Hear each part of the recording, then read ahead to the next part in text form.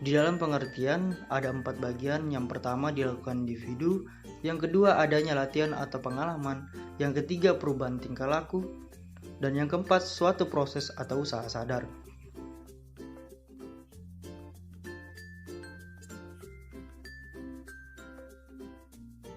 Di dalam ciri-ciri perubahan terbagi menjadi 6. Yang pertama yaitu perubahan terjadi secara sadar. Yang kedua bersifat kontinu dan fungsional.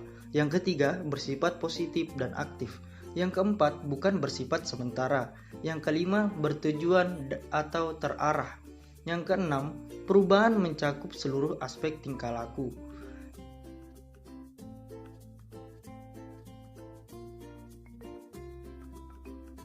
Dan juga di dalam ciri-ciri umum terbagi menjadi 3. Yang pertama, menunjukkan aktivitas pada diri seseorang yang disadari atau disengaja. Yang kedua, interaksi individu dengan lingkungan. Yang ketiga, hasil belajar ditandai dengan perubahan tingkah laku.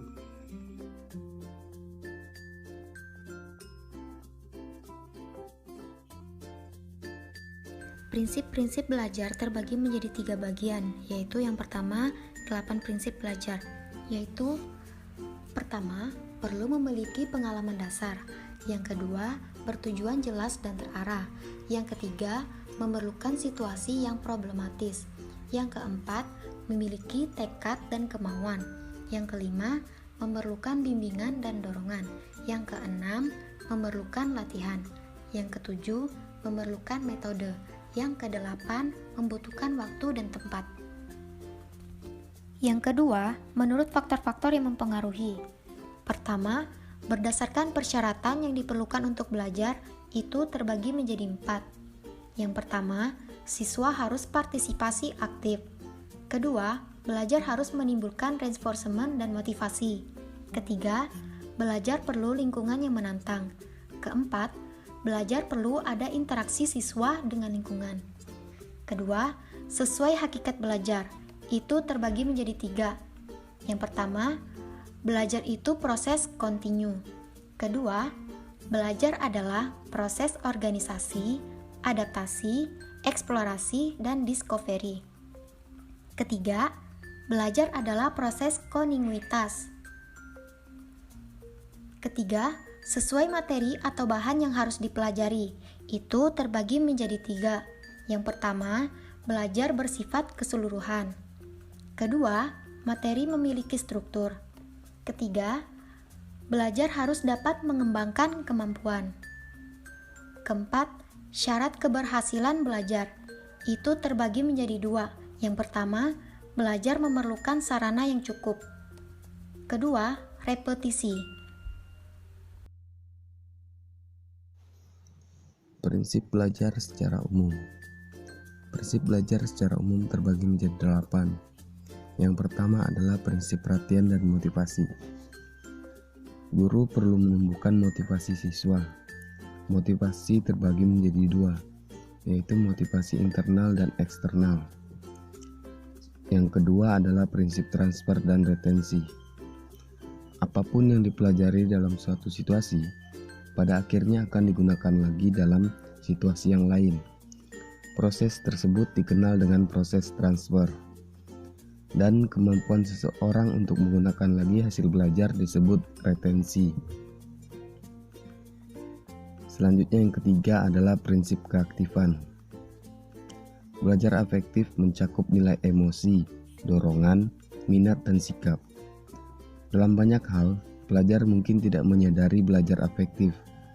Sesungguhnya proses belajar afektif meliputi dasar yang asli dan merupakan bentuk dari sikap, emosi, dorongan, minat, dan sikap individu.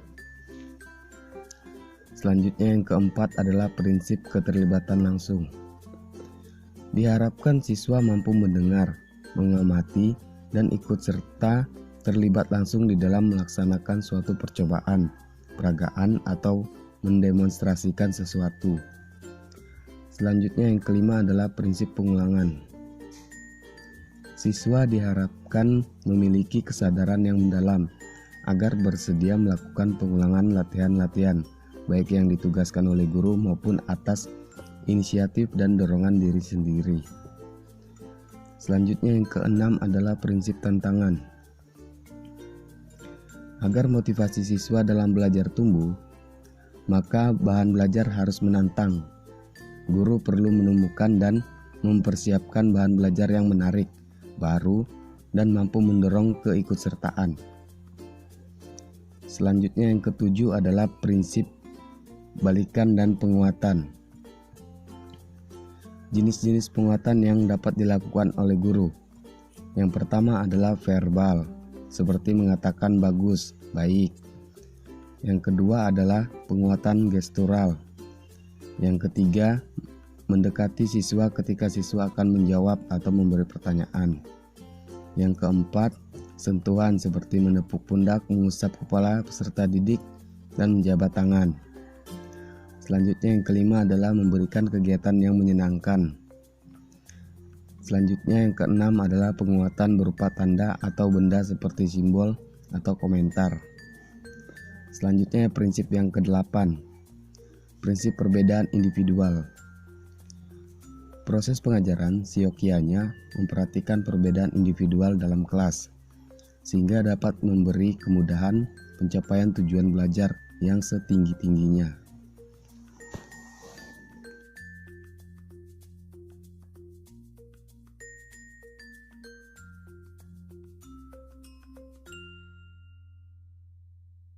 Jenis-jenis belajar terbagi menjadi 11. Pertama, belajar bagian. Dilakukan oleh seseorang bila ia dihadapkan pada materi belajar yang bersifat luas. Kedua, belajar dengan wawasan. Menurut Gestalt, teori wawasan merupakan proses mereorganisasikan pola-pola tingkah laku yang telah terbentuk menjadi satu tingkah laku yang ada hubungannya dengan penyelesaian suatu persoalan. 3. Belajar diskriminatif. Suatu usaha untuk memilih beberapa sifat situasi atau stimulus dan kemudian menjadikannya sebagai pedoman dalam bertingkah laku. 4. Belajar global atau keseluruhan. Bahan pelajaran dipelajari secara keseluruhan berulang sampai pelajar menguasainya. 5. Belajar insidental. Belajar disebut insidental bila tidak ada instruksi atau petunjuk yang diberikan pada individu mengenai materi yang akan diujikan. Keenam, belajar instrumental. Reaksi-reaksi seseorang siswa yang diperlihatkan diikuti oleh tanda-tanda yang mengarah pada siswa akan mendapat hadiah, hukuman, berhasil atau gagal. 7. Belajar intensional. Belajar dalam arah tujuan merupakan lawan dari belajar insidental. 8. Belajar laten. Perubahan-perubahan tingkah laku yang terlihat tidak terjadi secara segera, dan oleh karena itu disebut laten. 9. Belajar mental. Belajar mental sebagai belajar dengan cara melakukan observasi dari tingkah laku orang lain dan membayangkan gerakan-gerakan orang lain. 10. Belajar produktif. Belajar disebut produktif bila individu mampu mentransfer prinsip menyelesaikan satu persoalan dalam satu situasi ke situasi lain. Dan yang terakhir, ke-11, belajar verbal. Belajar mengenai materi verbal dengan melalui latihan dan ingatan. Dasar dari belajar verbal diperlihatkan dalam eksperimen klasik dari Ebbinghaus.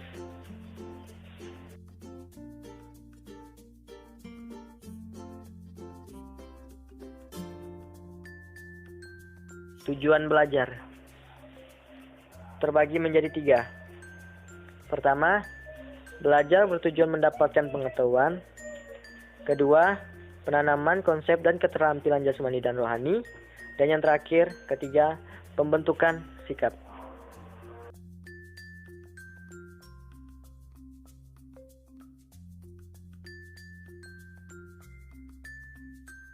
Pengertian pembelajaran. Pembelajaran adalah proses interaksi antara peserta didik dan pendidik dengan lingkungannya dan sumber belajar. Proses pembelajaran mengubah peran guru dan siswa. Yang pertama, peran guru dari sebagai penyampai pengetahuan, sumber utama informasi, ahli materi, dan sumber segala jawaban, menjadi sebagai fasilitator pembelajaran, pelatih, kolaborator, dan mitra belajar. Yang kedua, dari mengendalikan dan mengarahkan semua aspek pembelajaran, menjadi lebih banyak memberikan alternatif dan tanggung jawab kepada siswa. Selanjutnya, peran siswa. Yang pertama, dari penerima informasi yang pasif menjadi partisipan yang aktif. Yang kedua, dari mengungkapkan kembali pengetahuan menjadi menghasilkan berbagai pengetahuan. Yang ketiga, dari pembelajaran sebagai aktivitas individual menjadi pembelajaran berkolaboratif dengan siswa lain.